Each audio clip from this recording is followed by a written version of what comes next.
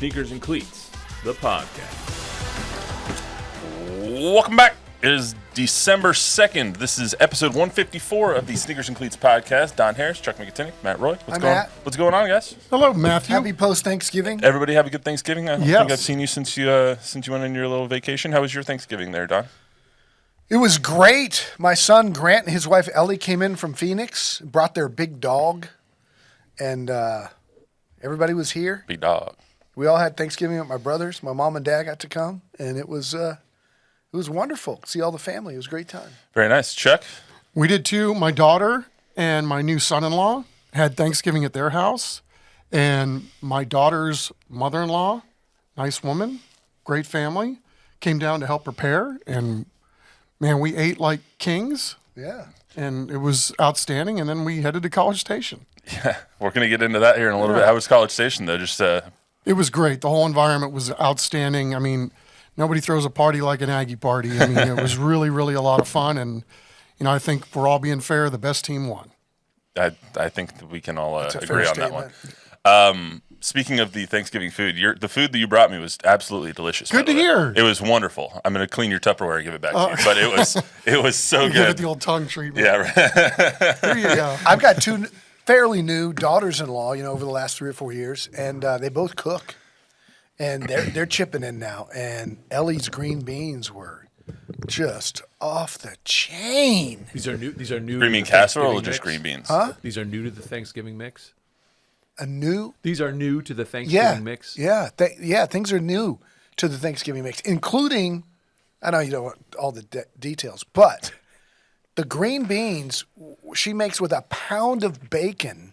How do you mess up anything with a pound of bacon? Right? And she leaves all the fat. She leaves all the fat in the pan after she fries the bacon, takes the bacon out, puts the green beans in all the fat with 5 cloves of garlic, and then she chops up the bacon and adds it back in there. Oh, my goodness. Yeah, it's kind of cool, right? When your family starts expanding, you start to get to experience New recipes. what they like, Yeah. what they grew up with, and so that was cool too. So shout out to Yeah. Leah, Emily, and of course my wife Melissa made Stuffnik. Was outstanding. Oh, yeah. How would that go? I First- talked about it with my family. Yeah, first thing to go. It's always the first thing to go. What is it? What did you say? Stuffnik. What is Stuffnik? Oh, you didn't hear about this last time? So it's stuffing, but it's got grated Italian sausage in it, and you throw some gravy on there, and you could go and we did for days with that. That sounds. It's the first thing to go, though. The leftover Tupperware bowls, Gone. that's the first thing that goes. Yeah, my brother's jalapeno cornbread, too, was Nice. wow. All right. Well, that's enough food talk for the day. I hope everyone had a happy and healthy Thanksgiving. Yeah, food for thought. Let's get back to literally food for thought. Let's get back to some sports here. We got UTSA ended their season at 6-6. I think that was just about as good as they could have done with the injuries and everything that could have happened. So we'll talk about the future. Plus, Don sat down with Coach Traylor last night on Sports Sunday. Talked about a wide-ranging plethora of topics, this including the revenue sharing aspect of everything. So we'll hear from Coach Traylor here in a little bit. Plus, the Spurs are now 11-9. Beat the Kings last night. Looked pretty good doing it at times. Wemby had a triple-double and all that. So we'll get into the Spurs and maybe if they keep trending in this direction, if they should make some moves before the trade deadline, accelerate the timeline a little bit. We'll get into that. Plus, Chuck alluded to it already. College Station was the Epicenter. Yeah, the epicenter of the sports world. It's a good word for it. It was a heck of a game that the Longhorns tried to give away multiple times, but just couldn't end up doing it. And that the Aggies really just couldn't get going on offense. So we'll get into that as well. And if the Longhorns can still get into the CFP, even if they lose to Georgia in the SEC championship game. So we'll get into all that right now. No trivia today. Skip that. Save Chuck the headache on that one. So we'll go right into UTSA. Or actually, excuse me, we'll go right into the Spurs here. So the way I did this rundown is kind of messed up. Anyway, so we'll get right into the Spurs. They beat the Kings 127-125. Real fast. What's I've got a random trivia question for you guys, what's just up? because I had one last night on Sports Sunday. Who's the last running back to run for over 200 yards in the Texas A&M rivalry? Ricky Williams. Cyrus Gray, Texas A&M, 2010. Who knew? 223 yards. Not me. Shout out Cyrus Gray. Yeah. Shout out. All right, see, trivia anyway. There you go. You got it. Anyway, the Spurs won last night, 127-125. They've now won 5 of their last 6. Wemby went for a triple-double. They hit a franchise record 23 three-pointers last night, and they shot 50%, so 23 for 46, so that was pretty good. They had a really bad first quarter defensively. The rest of the game defensively looked pretty solid. What were your takeaways from last night's game, guys? Again, my takeaway continues to be with this team is when you shoot 23 of 46 from 3 and set a franchise record for three-pointers made and you only win by 2, that tells you that you didn't play great in other areas. And I'm not going to go hunting for things to criticize Wemby or the Spurs about, but I do think in this new NBA, every team seems to have, every time we turn on the TV and watch the Spurs, the opponent seems to have 4 young guys that are just snipers from 3. And the Spurs seem to have that at times. Devin was good last night from 3. Wemby was 5 of 9. Keldon hit big threes. CP3 hit big threes. Champagny was okay. If they can continue to do that, fine. But I still think they, with all of their depth and their talent, when you talk about Jeremy, Keldon, Julian, Devin, all those wings, Castle, I do think they could entertain a trade of one of those guys for a specialist. The Bertans, McDermott, Connect type of three-point shooter. Chuck? I mean, I think they've made a significant turn, right, compared to what we saw last year. I mean, a lot of what we saw last night, to me, looks like basketball finally, right? And I don't know. I mean, the thought you threw that out there, should they make a draft, or should they make a trade before the deadline? I never really even considered that. Maybe that's something they need to do, but I don't know. I mean, it's like, I think right now, to me, it's who's earned the right to play the most minutes, right? And I think they're still trying to figure that out, right? Last night, sure. Bassie was the first guy up, and I don't know that he played great last night, so maybe you ride the hot hand there, whether it's he or Collins or Zach Collins. He's been buried. Yeah, I think that he's taking a back seat now to Charles Bassie. I just like what I see, right? It seems like it's a different guy every possession. It doesn't have to be one guy doing the yeoman's work on the offensive end. The ball is moving. Doesn't always look great, but there's an effort there, I think, that we have not seen before. And even if it's moving the ball and then everybody's got a wide open 3, I mean, the fact that they made that many threes last night, that's pretty damn good, considering it wasn't that long ago we were talking about this is a team that can't shoot. Yeah, I mean, literally the first couple of games of the season, we were like, what the hell is going on? Why are they keep taking all these threes and they're missing And they're three-quarters of streaky. them? They're streaky. They have good games where everybody shoots pretty well from 3, and they have games where they go 5 of 24. Yeah, I mean, Steph shot really well last night, too. Steph Castle. Yeah. He shot pretty well. And he didn't have a good game other than shooting. He was really bad at times. That was one of his roughest games. Yeah. And Wemby, too. Wemby really struggled in the first half and made a lot of bad turnovers. But when they lock in and play defense, and that's what's going to be good when they get Jeremy back. Jeremy, if he doesn't sabotage them offensively, does a great job on defense. And Jeremy's ahead of schedule with his thumb, too. So. Yeah, he hustles, he's physical, and he'll give him that edge. Because last night was a lot of Matador D in that first quarter. Why does it just seem like there's full quarters where this team just doesn't care effort-wise? Like their effort or they get like sad or down on themselves after committing a turnover and don't run back on defense. Like why does it seem like that all the time? It's human nature. Because it was like that last year too, and it was like that for longer last year. They would do that for full games last year. Now it's just like a quarter here, a quarter there. It almost seems like they take it off. Yeah, Mitch Johnson pointed that out last night too, and I think he was directing his words towards Victor. There's certain plays, certain possessions where, there was a play you and I were watching last night. Ball's moving, everything looks good. Boom, somebody throws a turnover.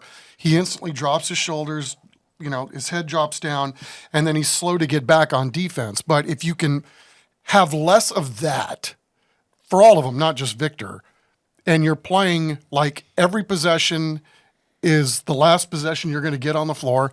And Mitch talked about that last night too, where we don't need anybody saving themselves for the fourth quarter. We're dispersing the minutes enough. We've got a deep enough team that you should be playing balls to the wall and with maximum effort every moment that you're on the floor.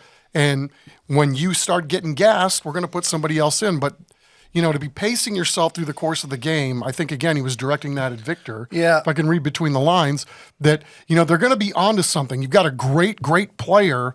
Now, how do you maximize his greatness? I think that's the challenge at this point. And I think we got to be careful, myself included, to, like I said, go hunting for criticisms of Victor. At the end of the day, he's got 34 points, 13 rebounds, 11 assists. I mean, he's got a historic triple-double line with 5 threes. It's never happened before, like 3 guys ever maybe. The first center to ever do that. And here we are, myself included, looking for things to nitpick. We all want him to dominate in the post, and he's just not going to do that. He's going to, although he had some really nice post moves last night, and he had a couple of fall-away jumpers. They got him some mismatches on Malik Monk and on Yeah. De'Aaron Fox, and Yeah. they were able to kind of get that switch. And So he Harrison had some Barnes was smaller. really adamant last night after the game about Victor is Victor. And we got to be careful not to want to make him Kareem or anybody else. He's going to play his style of ball. He's learning. He's open to learning. He watches a ton of film. He wants to get better. And so if he's going to take 9 threes in a game, we're going to have to live with that, although they have to be good shots. And Chuck and I joke is the worst thing that can happen is he hits his first one, because then he just keeps shooting. Yeah, but I mean, thinks they're all going to go in. But that's his game. Yeah, I mean, those ones he hit in the first half were pure, man. Those things were not even barely touching the net. So those things were good no matter what. I mean, and he looks smooth.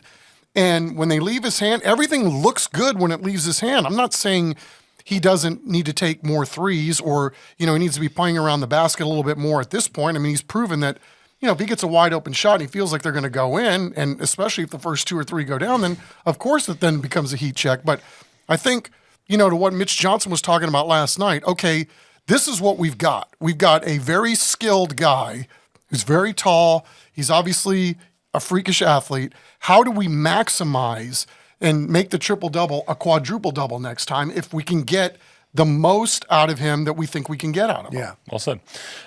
So they're 11-9 now. They possibly, if they keep going on this trajectory, you said maybe trading somebody for a specialist. And we had kind of kicked that around this offseason, but now that we've seen that this team has clearly improved, that they do have some sort of cohesiveness, that they might be in the hunt for a play in or play off spot. Who's the odd man out in this rotation? I don't know. You have so many. It would be a bad contract, and they really don't have any bad contracts. Zach, maybe. And so, Is the only one. Yeah, you could get rid of Zach, but then they're thin up front. They've got Wemby, Bassey, and Mamu, and Collins, and that's it. So I don't know that, unless they can trade for a stretch 4 that can also guard inside, and that's just a scatter shooting. That's just one. I don't know that they need to trade for a specialist. I just know that in today's NBA, maybe Wemby's the guy. I don't know. You're going to have to shoot and make a lot of threes to win every night. You might need a Danny Green, someone like that. Yeah, somebody like that. Let's get on to UTSA here. They ended their season 6-6 after losing to Army this past weekend in a game that they were winning in the third quarter, actually winning in the fourth quarter, early on in the fourth quarter, and then it kind of all went to hell after that. They lost 29-24. Real quick postmortem before we look big picture about the program. I thought that the last 4 games were obviously their best games of the season. They played some of their best football in the last 4 games. Even the Tulsa game, they played really well. Excuse me, even though they didn't win that game. The 4th and 1 call that Jeff made at the beginning of the fourth quarter was really, I don't get it. I don't get it. As Don tries to spill his Diet Coke. 4th and 1, Thank God for 16-yard, their own 16-yard line, and you don't get it. And the game's basically over after that. Army goes down and scores. Owen McCown throws a pick on the next possession. Army scores again. You have a chance. They score a touchdown, and then you have a chance to score at the end to win the game, and then Owen throws his third or second pick of the game. So kind of snowballed from there. But yeah, what was your guys' thoughts? I know did you ask Jeff about that last night about his call? Not on Not on camera. Not on camera. he takes responsibility for it. But look, he's like, hey, we're going in there. They're 10-1. We've already got our bowl win. Let's be aggressive. He says he regrets the call that he made, not going for it, but the play that he called. And yeah, it was an inside zone basically. All analytics, and believe it or not, analytics said go for it there. And they go with the analytics. And a lot of coaches go with the analytics. Now, for 100 years, that's insane to go for it on 4th and 1 in your own 16 because you always think of what's the worst possible outcome, not what's the best possible outcome. The best possible outcome is you get a first down on your own 16. That doesn't guarantee you anything on the next 3 downs to continue the drive. Now, you might. But the worst thing that can happen is you give them the ball inside your 20. So I would always punt the football there. And I was thinking that as I'm watching it. But I understand his mentality, where they were in the season, where they were on the road, what they were trying to establish. I think it cost them the game. Yeah, 100%.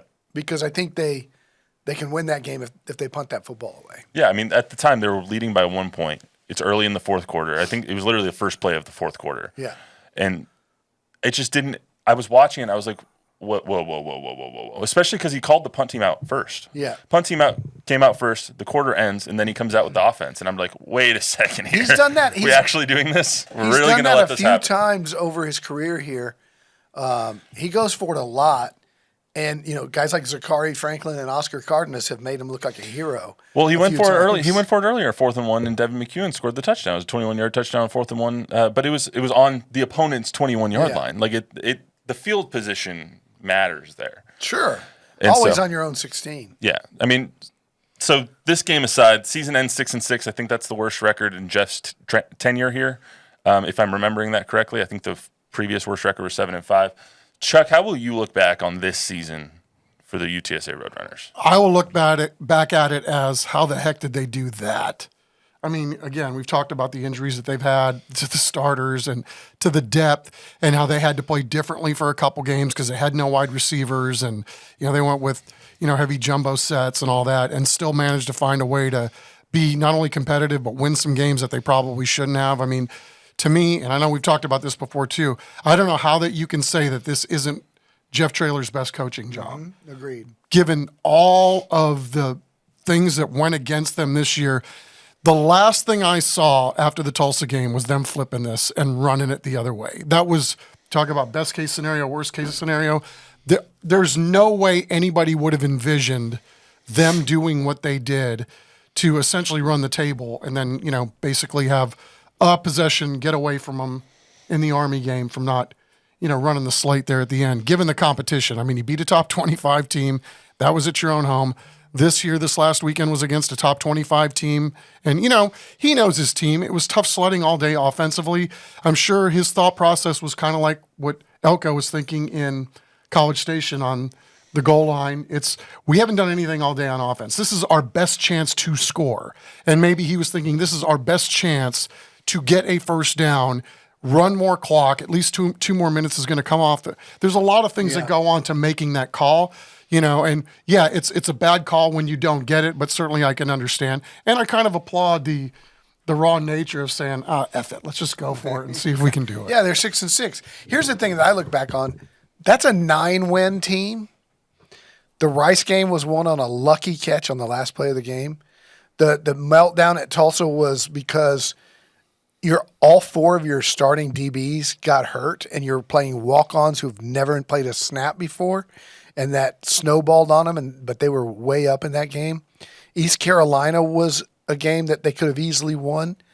And Army, they were competitive to show that they were competitive with Memphis and Army, with 12 starters out for the year, 18 starters out week to week. One would come back, the other would be out. And to do that without Oscar and without Joe Evans and without, you name it. 5 receivers, 4 starting offensive linemen, 4 starting defensive linemen, shows you, like, if they would have been healthy, what they could have been. Jeff said preseason, he goes, I think we'll be 6-1 when we come here to play Memphis. And if we can get that one, we might be in the conversation for the playoff. That was preseason. So that's what he thought of his talent. And the fact that they were competitive with Memphis and Army with second and third string talent shows you if he can keep them, this program is built to last. Not only that, I mean, those guys that were backups that were then thrust into starting roles, I think proved that they can play ball, right? I mean, so now think about what your depth looks like next year. Let's take a listen to Coach Traylor last night on his overview of this season, starting with his thoughts on Owen McCown and how Frank Harris helped him in his conversation last night with Don Harris. Frank was good for Owen. Owen got to be in the room with Frank, and he saw how Frank handles himself, and they were good for each other, and they're still very close to this day. I would also say Frank never had the injuries to all of his receivers. He at least had some of those guys out there. I would say Owen basically carried our team offensively most of the year because so many different pieces around him. But in the meantime, we got Amador back as a freshman. McEwen's a sophomore. Overmeyer's a freshman. Houston Thomas is a sophomore. Brandon High a sophomore. 4 of our offensive linemen are coming back. And our quarterback, we got 2 more years with him. So the future really is bright. And I am so proud of how my seniors, and those guys are all on defense, held us together and rallied here late in the season for our 5th consecutive bowl. His draw always makes me laugh. A sophomore. I think he's right, though. I mean, Owen, I think out of this season, you found your quarterback. I don't think that last offseason they wanted to bring people in and they wanted to bring in competition. Owen won the job. I think that Owen had the job the entire time. That's just my opinion. I don't know if he's different. Yeah. And he doesn't need all of the NIL money because his dad has 16 years of NFL paychecks so he's fine. Like you want some money probably for your quarterback like that, but you don't need the $2 million, $3 million that Michigan is giving to this Underwood kid or anything like that to keep Owen around. Or the $1,000 a month that a lot of these kids do need to eat. Right. He comes from that background. He also comes from a family where Jeff Traylor coached all of those dads and uncles in high school. So that family, that's the only reason he came here, was his relationship with Jeff after he transferred out of Colorado. So Jeff has told me that's the one guy that's not leaving. Mm-hmm. He's not leaving. He's with me. And so that's really good for UTSA. Yeah. You also got to talking with Jeff about the revenue sharing aspect of this. And for people who don't know, in July, schools will now be able to pay students directly, and not just through collectives. You'll still be able to use collectives, but you'll be able to actually revenue share with your team up to a certain amount of money. And so you got into that a little bit with Jeff last night as well. And I've had positive conversations with our administration. We are going to revenue share. I just don't know exactly what the number is yet, and signing day is coming up Wednesday. We're not going to have to pay top dollar to keep all of them, but we got to make it fair for those guys to stay here, or we're going to lose them. And I really don't want to be a AA or a AAA farm system just to develop players. I want to win championships here. Our city deserves it, and we know how it feels. We've seen it done, and we're so close to being there again. So he explained what's happening, and I know people think they know what NIL does. I thought I knew what NIL is and all that, but you're right. July, there's a court case that is going to be determined, and it's not even close. It's going to allow member institutions to pay $11 million or less maximum to football players from the institution. Texas, A&M, Alabama, they're going to max that out. They have the money, and they're definitely going to give all $11 million a year. That's going to be their salary cap for their football team. For everybody else, you choose as an institution, how much are we going to dedicate to football? And Memphis and Temple and East Carolina are already saying 3 to 5. Memphis is going at 5 or something like that. UTSA's entire collective between 2-0 Inspired and all those guys, Bob Wills, their entire cap was $500,000. Memphis paid their quarterback $1 million this year, Shane Hennigan, $1 million. So that's what they're up against. So Jeff thinks with $2 or $3 million they can be in the game, but that money is going to have to come from Taylor Amy and the institution, and that's what he said. He's had some positive conversations I think things are starting to turn where the university and administration is being more receptive to that way of thinking.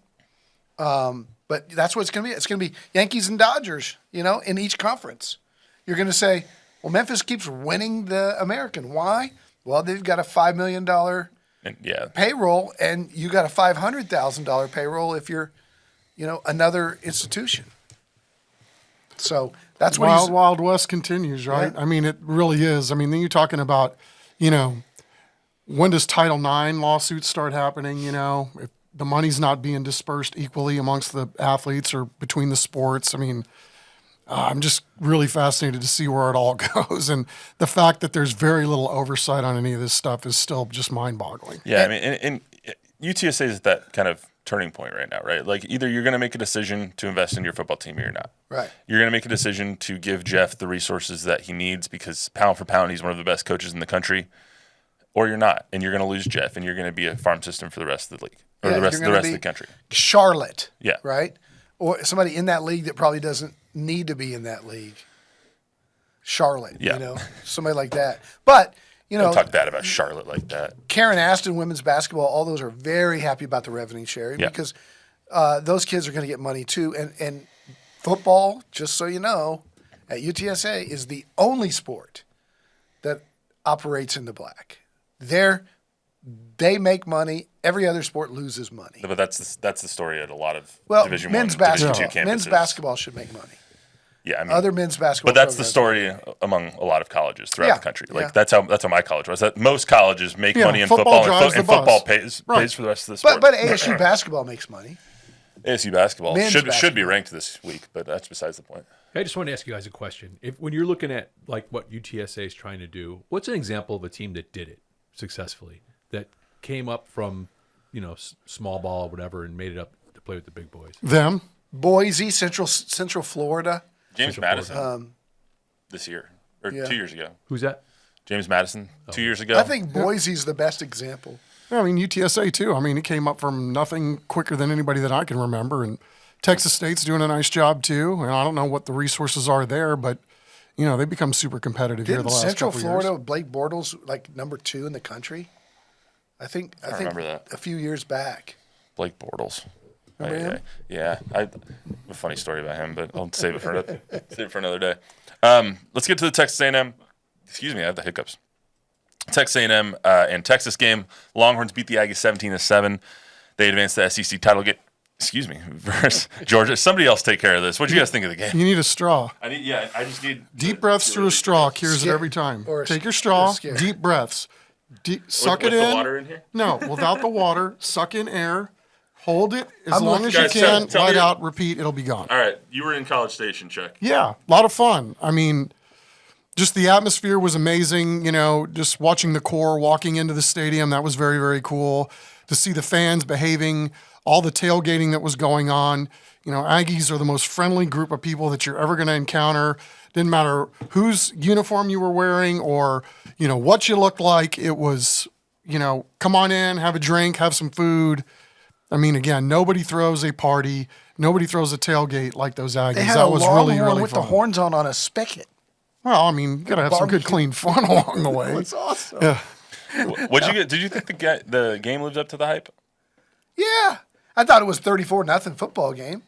Should have been. I think Texas dominated the game. The running back, Wisner, is their fourth stringer, and that guy is shifty, man, and he's good for 7 yards a pop. Quinn made 2 big mistakes that made it interesting, which was fun because, nobody likes a blowout. But other than the block Longhorns punt will like and the blowout. the 2, Texas is inside the 20 right before the half to kick a field goal to go up 20-0. They missed that. They drive down early, and he throws the pick 6, and then they go down again, and he fumbles, and their defense has 2 goal line stands. In the trenches, it felt to me like it did the Georgia game, where Georgia was just big boy football and Texas couldn't match up. This was the exact opposite. Texas was big boys in the trenches, and A&M couldn't match up, which surprised me because I thought A&M's front four defensively has been as good as anybody in the country. I think A&M's defense played well. It's just their offense couldn't help them at all. Marcel Reed did not have a good game, and Texas's defense might be the best in the country. Yeah.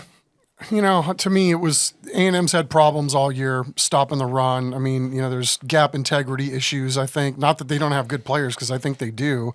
But, when you're giving up 4 and 5 yards a chunk every time minimum on offense, when you're giving it up on defense, I should say, and you can't get off the field. I was surprised as A&M's defense as a whole, I thought played really, really well considering how much they were on the field. And, I don't want to hang this all on Marcel Reed either. I thought, for the most part, to me, this kid looks the part. He doesn't get rattled.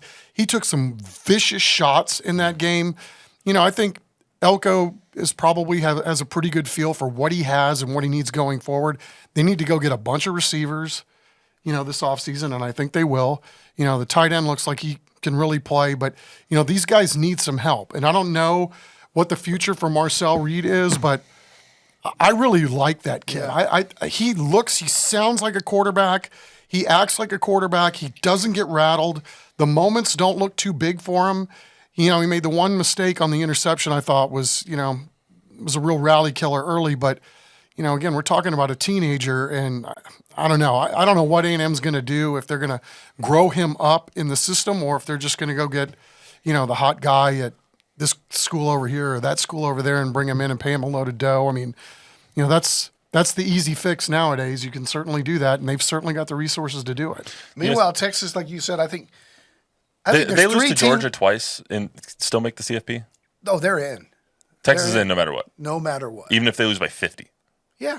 Okay. They're a 2-loss Texas at number 2. There's Miami losing, Alabama losing, Georgia struggling with Georgia Tech. Tennessee, 10-2. Arizona State 10-2.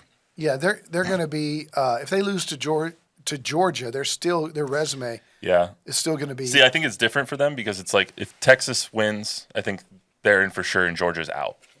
For sure. I think Georgia would be out at that point because they would be a 3-loss SEC team. They would go with the Bamas and with the Ole Misses and with the rest of the 3-loss SEC teams. Ole Miss or Alabama might jump them. Yeah, if they lose to Texas. Texas isn't getting jumped if they lose to Georgia. I agree. All I know is that Arizona State's going to win the national championship. And if not, if they lose, Should have lost to Texas State. if they lose in their They didn't, though, Chuck. No, they didn't. And then that's what they were trying to find themselves, too. I think, it's like Texas right now. Do you think Georgia's going to blow them out this time around? I don't think so. No. I mean, I It'll just be a think far we're talking, different Texas has learned how to pivot around their injuries, and they pivot around them very well. And nobody wants to give them credit for all their wins against Kentucky or the other fellow SEC school. The bottom line is they've handled their business. Yeah. And they've handled their business with the exception of one game to this point. And I would imagine they're going to handle their business against Georgia this time, and too. they played really well in the second half against Georgia. They can match up with Georgia physically.